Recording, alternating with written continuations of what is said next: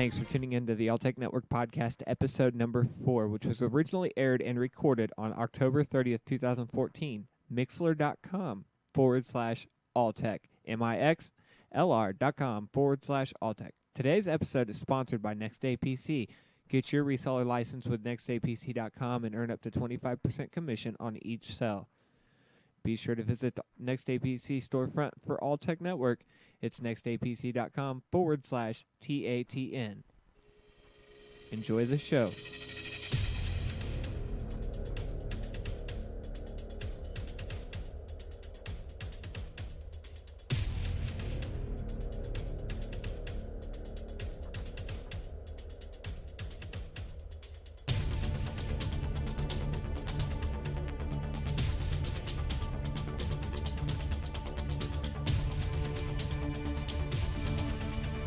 Alright, I wanted to share a little bit with you guys about the Alltech Network, how it started, and I can't really say who it was started by because that's me.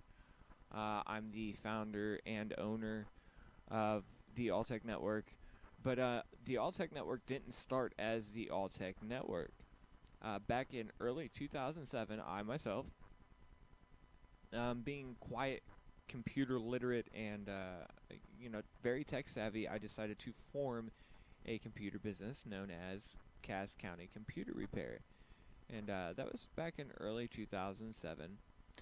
I did a lot of on-call servicing, and then when I got my own apartment, things got better, as in I ran my store out of my apartment, and I was always busy, and I don't know, I just lost touch of my passion and my faith there with computers, so I just kind of stopped. And a few years ago, I decided to start back up business, but I wanted to change my name. I didn't want it to be Cass County Computer Repair. I wanted it to be something that doesn't exactly relate to the area I live in, so I decided to call it Alltech. I did that for quite a while, and I still do it. It's very successful. I have a lot of fun. I meet a lot of neat people. And then about 2 to 3 months ago, I got into podcasting, and I ran across somebody named Leo Laporte. Anybody that's a podcast junkie in the tech world probably knows who Leo Laporte is. He is by far one of my favorite podcasters. Just his form and his show and the determination he had coming up in the podcasting world. I mean, now he owns his own company. And I'm not saying, what the hell? Yeah, I am. I want to get there. I want to blow people out of the water. I want this podcast to be the best it can. And when I decided to start this podcast, I went out and bought some fairly decent gear. My Concord dynamic mic. I've got a Behringer mixer, and then I just bought this lovely little puppy for anybody that's watching the video feed. I decided to buy a MXL 770.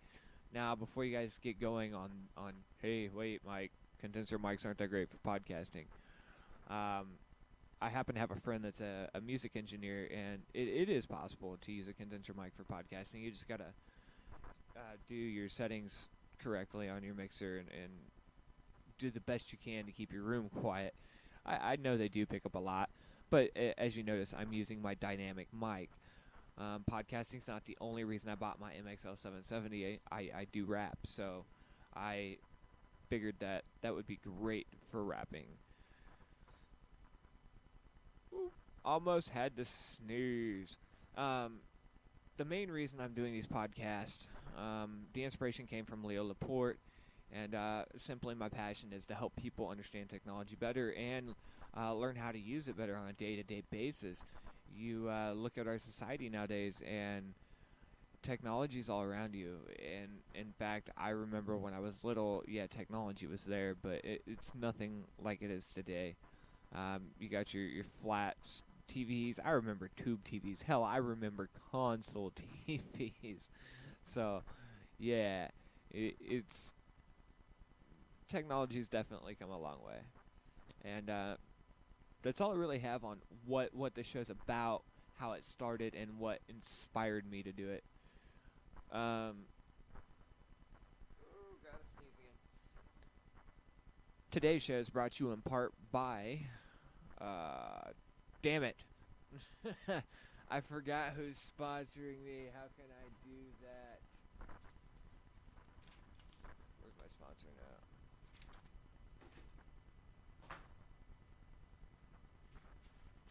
There we go. I didn't forget who was sponsoring me. I forgot the name of the company. It is nextdaypc.com. If you are in the computer industry or run a computer business and want to wholesale or sell computers without the need to ship, package, buy stamps, all that stuff, Next Day PC makes a great option. It is one of the top computer resellers out there. You can get your computer reseller license with them, and the rates vary, but you can get a pretty good turnout. They even supply you the tools to make your own storefront through their servers. The URL's kind of long, so you might want to buy a redirect URL. Anyways, big thanks to Next Day PC for supporting the All Tech Network. Next, some updates on the show itself, where it's going. We're only on episode 5, so 5 weeks of doing this. I can't really believe I've already been doing this for about a month. I know some of my shows at the beginning sound like complete garbage because I had a habit of not checking what was coming out of my mixer for a little while. But I have changed those habits, and if you notice, everything probably sounds pretty crisp and clear. And that's kind of the goal. So right now we're doing a trial run with Ustream Producer Edition. We are live streaming. However, I chose not to put the link up on the website because I wanted to check out the recorded video after the show. I want to make sure it sounds good, looks good, and everything before I put the live feed up for everybody to view on a weekly basis. Our show is hosted live on Mixlr.com. You can find our live page at Mixlr.com/alltech. You can also find us on Twitter. Our Twitter handle is simply Alltech Podcast. We don't have a Facebook page, but for whoever would like to, you can add my personal Facebook page. It's Mike Joe Campbell. Next week, I know I said this last week, but things are getting a little crazy. Trying to coordinate all this by myself. Next week, we will be taking phone calls via Skype. We're just going to stick with Skype for now. Hangout on Airs is coming. So if you would like to add us on Skype as well, it's Alltech Podcast. And that is a live username. So on to the important junk of this show. What I consider to be the important junk.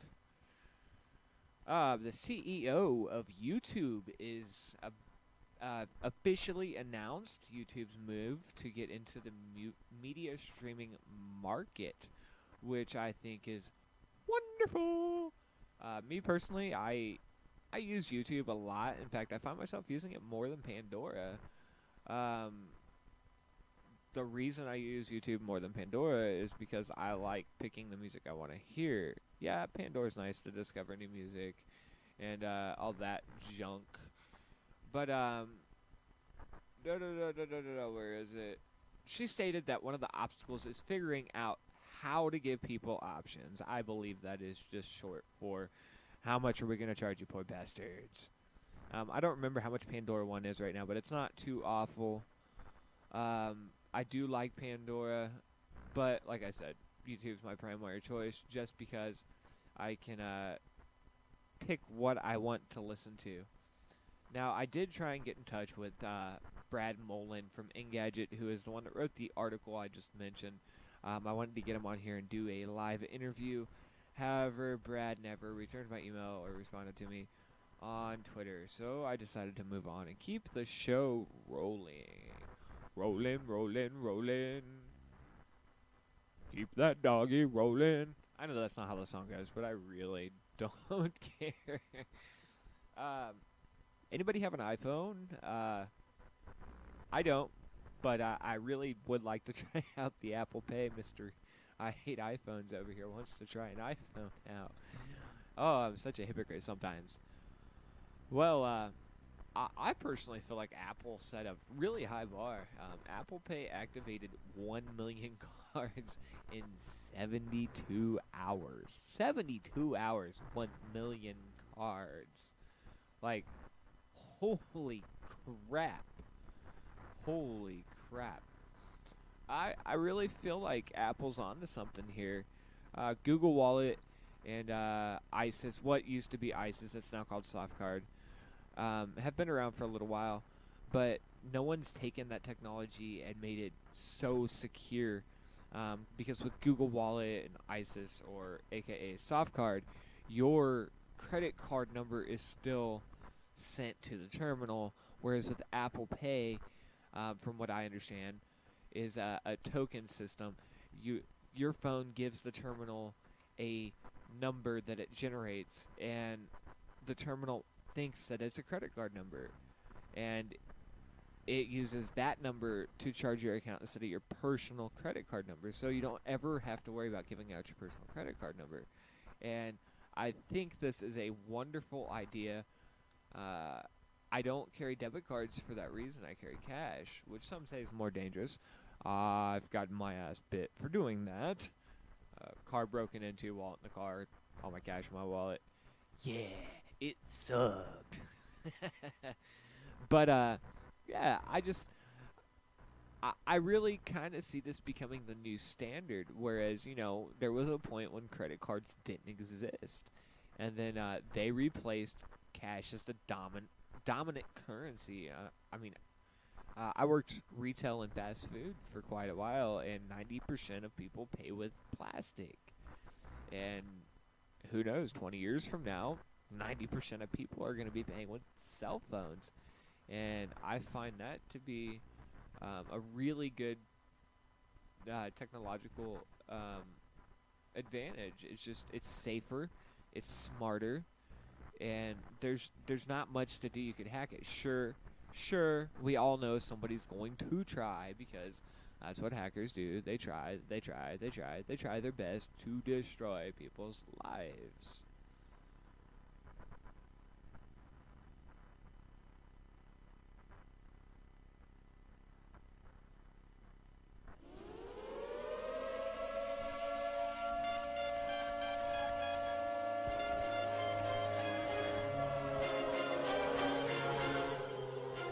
Will return.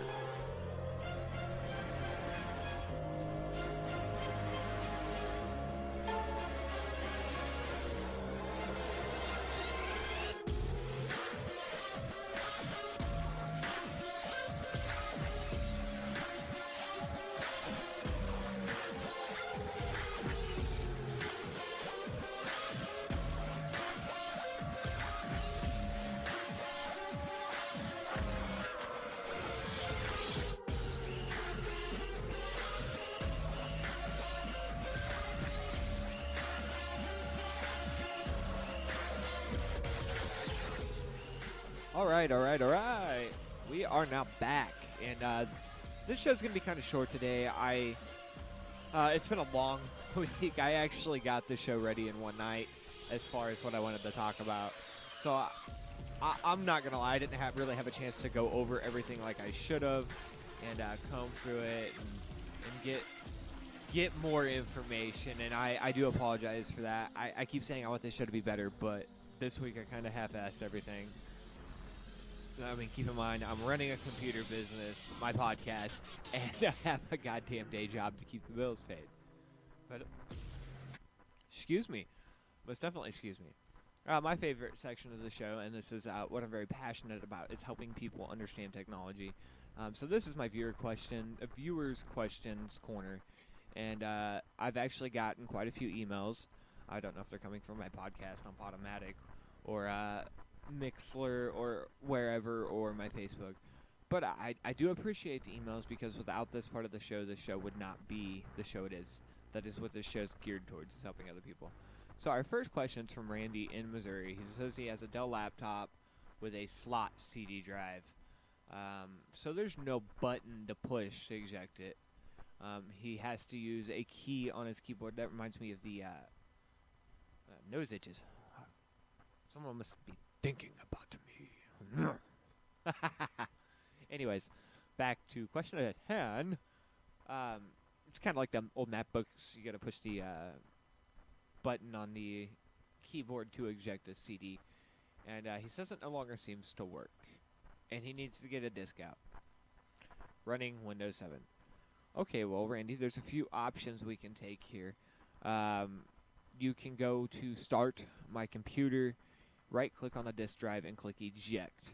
That should, at a software level, pop the disk out. However, to me, that's a lot of work.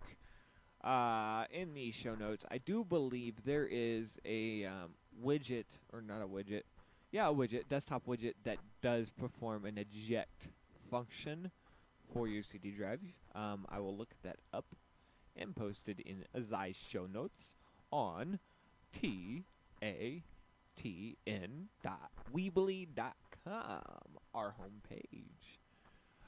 Or your second option is to replace the keyboard. Next question is, it is from Jennifer in Kansas. There's no place like home. There's no place like home. Anyways, this one's a good one. It's a very good one. A so-called PC cleaner has attached itself to my computer. And let's say it, she cannot delete it. This is a very, very common problem. Extremely common. Fake antivirus installs itself on your computer, does a so-called virus scan, and tells you that there's thousands of viruses on your computer. You click remove, and there's no viruses for it to remove, so it's in fact installing viruses on your computer. And this is a tough cookie. A lot of people may not agree with my personal favorite option, but for you may try going into uninstall programs under the control panel. If you're running, you didn't leave me what OS you're running. If you're running Windows 7, it's Programs and Features. If it is Windows XP, which I highly suggest against using, it is Control Panel, Add and Remove Programs. Windows 8, I believe it's the same as Windows 7. However, you're going to look for this so-called PC cleaner and try and remove it that way. Now, a lot of the times, this way does not work at all.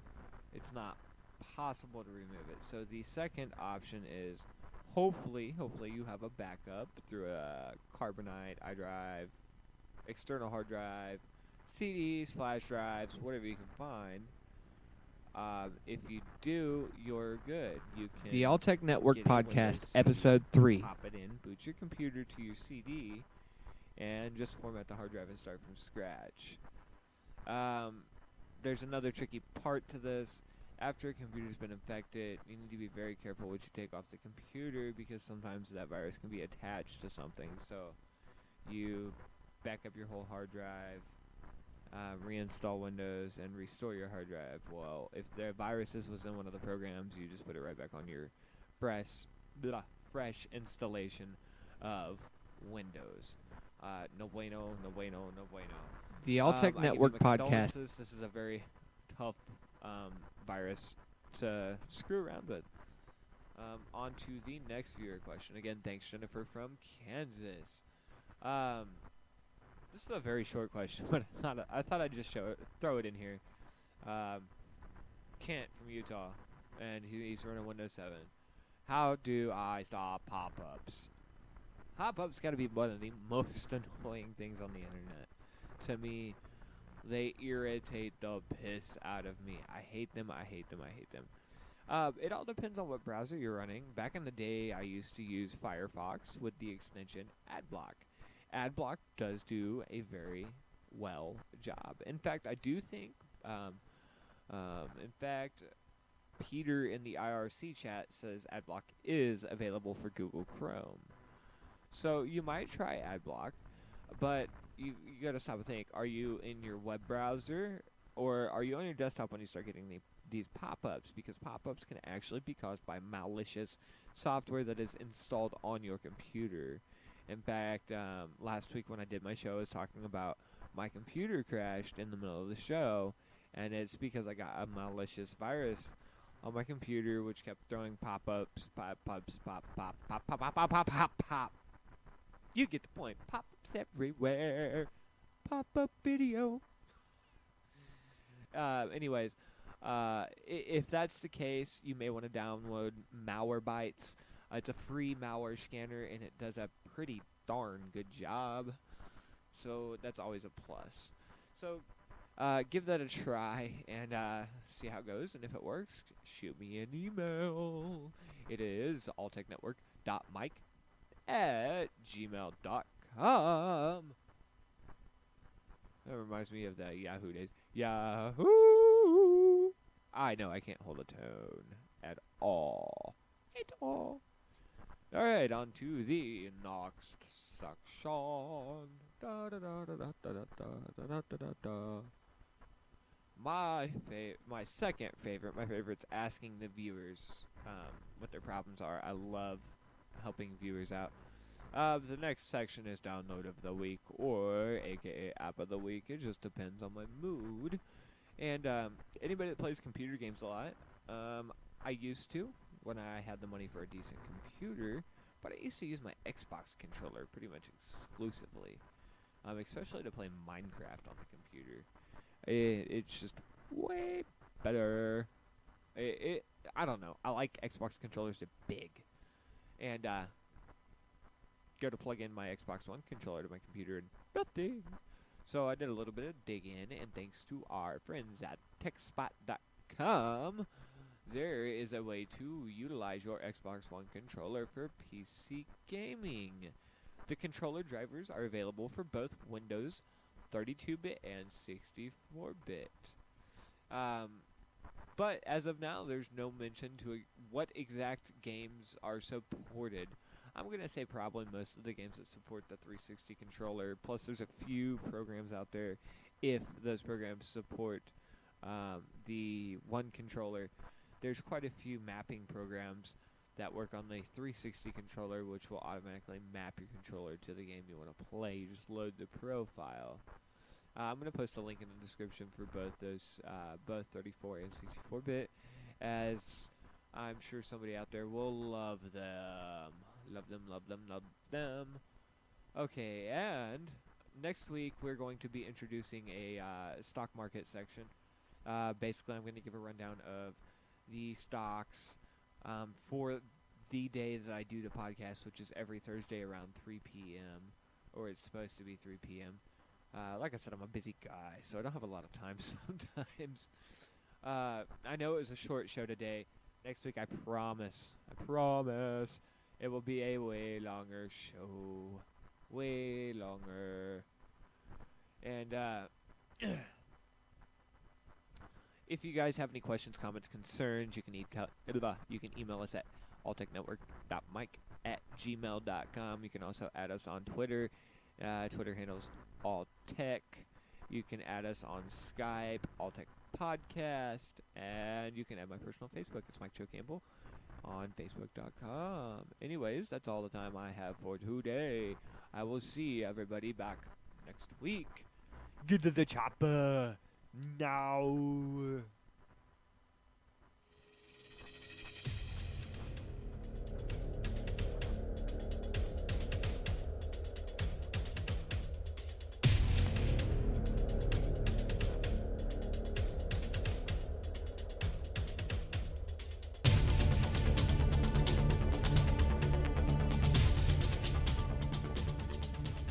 Thanks for tuning in to the Alltech Network Episode 4 podcast, which was originally aired October 30th, 2014. Be sure to add us on Mixlr.com, mixlr.com/Alltech.